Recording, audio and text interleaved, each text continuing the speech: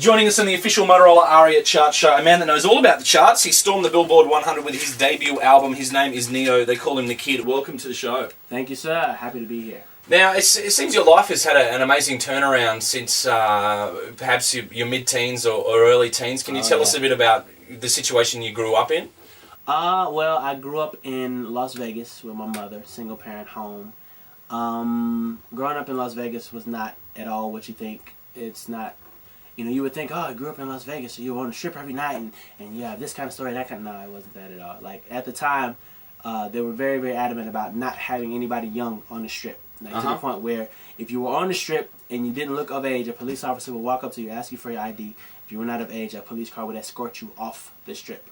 Like, they were that serious about it. So it was pretty much just like growing up anywhere else in the world. You hook up with your friends or whatever, and you do whatever silly stuff that teenagers do. Now, after I turned 21, Vegas became another story. But we're not going to talk about that right now because this is a family show, ladies and gentlemen. Family show. But, let me see. After high school, I moved to California with a few friends of mine.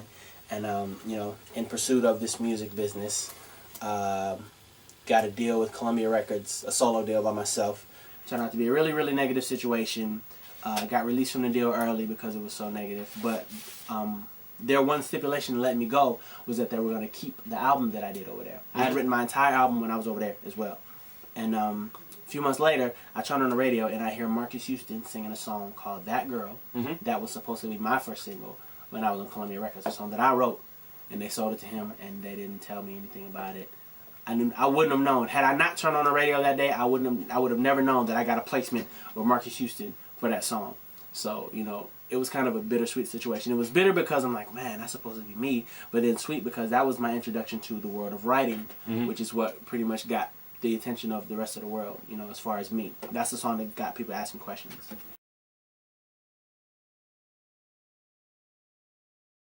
How did you come to the attention of Jay-Z in particular? That was kind of an accident, actually. At the time when that happened, this was when the Mario song "Let Me Love You," which I co-wrote with Cam Hoof, was doing fairly well. And I was just a songwriter. I wasn't trying to be an artist. I was done with that whole page of the music business. I was just going to be a songwriter. So we were in New York, me and a couple producers from my production company, Compound Entertainment, and we're shopping songs around to different labels. And one of my producers gets a call from an old friend. This is a woman that he grew up with as a kid in California who had now moved out to New York, which is where we were. So she called him and goes, "Oh, wow, I haven't seen you in forever. You should come visit me." So she just happened to work at the Def Jam office. This was Tina Davis. Tina Davis is Chris Brown's manager now, but at the time she was an A&R person for Def Jam. So we go up to the Def Jam office, not about music, not trying to get a record deal, not even trying to shop any songs to Def Jam. We just went up there so that he could see her and they could do the whole reunited and it feels so good thing, blah, blah, blah, blah. Get out of there, finish doing what we were doing. So, go up to the office, they're sitting over in the corner, "Oh my God, you got fat, you got tongue," whatever, doing that whole thing. So, I'm sitting in the other corner, twiddling my thumbs, waiting on us to be done so we could go finish what we were doing. Yep. In the midst of them talking, he starts playing her some of the music that we were shopping around to other people. And she goes, "Oh, that stuff is nice. Who is this?" He goes, "Oh, that's that kid over there. His name is Neo. He sings, he writes, whatever." He kind of, because we weren't there for that. So, out of the blue, she goes, "Hold on a second," and she calls me over to her, and just out of the blue, she goes, "Perform." And I was like, "Excuse me?" And she's like, "Perform." And like, I'm not a guy that you could put on the spot. I'm like, "Oh, okay, you're trying to test me, okay." So I got up and I performed, and I guess she was impressed because she put me in front of L.A. Reid that very same day. By the time we left the building, I had a record deal. That's incredible. Yeah. That is a totally amazing story. Yeah. And then I met Jay-Z a few weeks after that. Yeah. What a trial by fire. Yeah. The moral of the story is if you stay ready, you never have to get ready.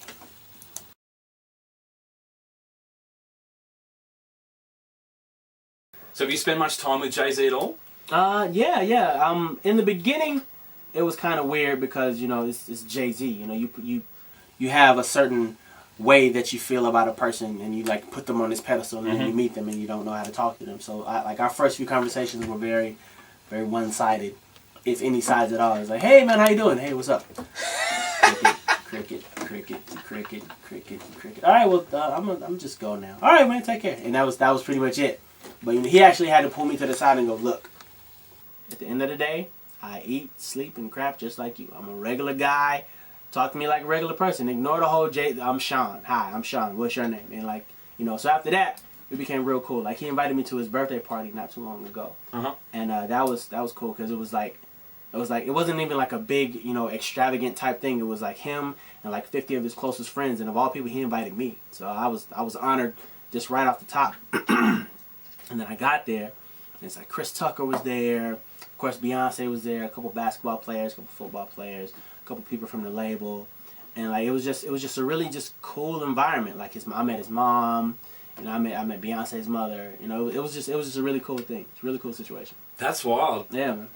Now, we were talking before about Rihanna, the track Unfaithful. Yes. That you wrote for her. Mm-hmm. She said one of the most daunting moments of her journey so far was to audition live in front of Jay-Z, to get up there and sing a few songs. What has been the most daunting thing for you so far in this whole process? Well, that was a pretty daunting, is that the word you use? Daunting? That was a pretty daunting situation for me too. Like, in the beginning, I performed for L.A. Reid, and that was when they decided that they wanted to sign me. Now, shortly after they signed me, Tina Davis left Def Jam. And when she left, they pretty much got rid of every act that she had signed at Def Jam except for me. I was kind of in limbo. They were deciding whether or not they wanted to keep me. So this is when I first met Jay-Z. They called me back to New York, and they was like, we need you to audition again.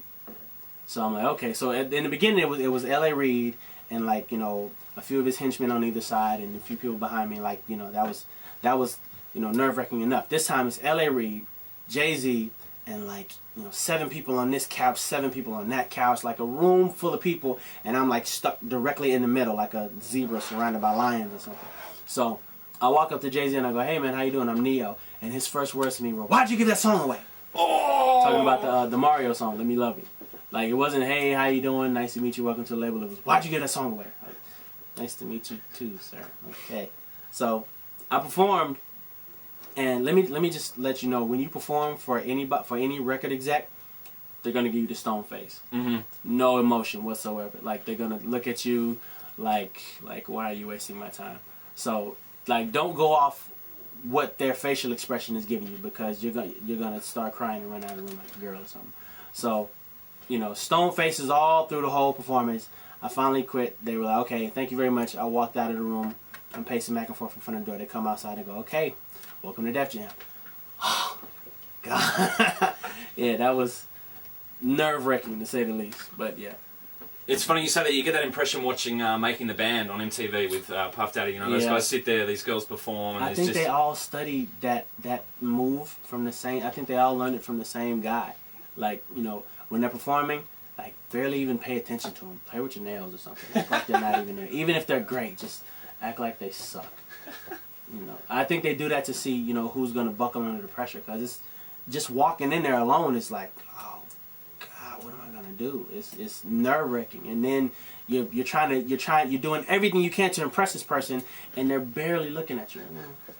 Oh, wow, yeah, you just pulled a chair out of your ass. That's nice. It's crazy, but they have to do that so that you don't get too excited and overconfident and then screw up. Yeah, fair enough. And your live performances so far have been, they've worked for you, or they've been nerve-wracking as well? I love being on stage. Love being on stage. I had to learn the hard way that there are some audiences that are going to like just give you that energy, and then some audiences that just aren't. Like, for example, I did a show in Germany. And they didn't tell me that the people of Germany, they're really hospitable, really, really nice people, but they don't really get excited. They just don't. They're very... Oh, that was nice. They're very, they're very calm, serene people. So I'm on stage and I'm sweating bullets, and I'm like, I'm giving my all, and then the song ends, and they go, very nice. I'm going to go and have a drink now. Like, it was, I stepped off stage like, what did I do wrong? And then they told me though, no, that's just how German people are, and this. I was like, oh wow, thanks. It would have been nice if you guys would have warned me before I got on stage. I wouldn't have tried to kill myself, Because like, I'm looking at these people, and then they're giving me the stone face thing. So I'm like, okay, either I'm doing something really wrong, or they just really, really hate me. I'm waiting on the bottle to come flinging towards my head. It was bad, but then they explained what it was, and it was okay. That's cool. Can you remember being at a show that changed your life as a kid growing up? as a kid.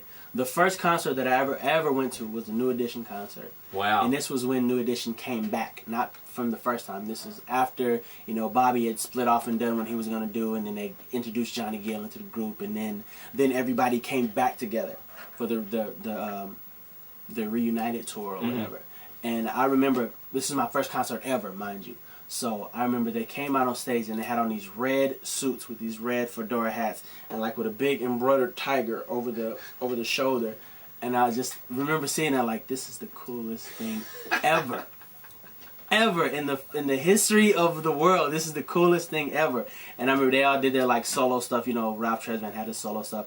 Bobby Brown came up out of the floor in like a big like throne with a king with a crown on that said "Bad Boy" written across the front of it. And I was like I was the biggest Bobby Brown fan that night ever. It was the coolest thing. Yeah. So that was one of the things that made me want to go. Yeah. Yeah. That needs to be me at some point in life. At what point did you start carrying a notebook? Because the artwork for your album, in my own words, there's a lot of shots here with a notebook and a pencil in your pocket. Is that something you actually do, or is that just the artwork? Yeah, that started at like age 7, honestly. Wow. Like my mom is the one that I credit for my whole writing career, because like after her and my dad split up officially, and just growing up, I was really like any kid going through that whole situation, I was really angry and really like pent up emotionally. Yeah. So my mom was the one that gave me the pad and the pen, and she said write it down, and I didn't really understand what she meant at the time, so I was like, write what down? She's like, whatever, just write it down, whatever it is you're feeling, just write it down. So it started with like journal entries. Today I fell and scraped my knee. Like whatever happened throughout the day, I would just write it down because I didn't know what the hell I was doing with it. And then it eventually became like an escape for me. Like I'd be mad about something and I'd sit down and just write out what I was feeling. And by the time I was done, it was like lifted off my chest. Yeah. So it started with journal entries. Then it went into poetry because I started liking girls. From poetry into like short stories, and then from short stories into songs. And like I remember I was 11 years old, I wrote my first song. I don't remember what it was or what it was about or how it went, but I remember that's the age I was when I was reading over one of my old poems, and I was like, you know what, if I took this and rhymed it with this and then sang it, wait a second, ding, and then the light bulb goes off in your head, and from then on it was songs. Have you still got any of those journals today? My mom has all of them. Everyone from like age 9 to 19, she has. Wow. How much space does that take up? She has them in storage, so yeah. they're pretty old and ratty and whatnot. She just recently took a lot of them and put them in plastic bags, to preserve them. But yeah, she still has them. That's wild. And you still carry a notebook with you today? I do. I don't have it on me as we speak, but I do. What was the most recent thing you wrote in your journal? Currently I'm still writing for a bunch of people. So the last thing I wrote was a song for Tierra Marie. I'm about to executive produce her entire next album. Fantastic. Yeah. Well, we wish you well. Good. Congratulations on your journey so far and your success. It clearly hasn't gone to your head. Let's throw your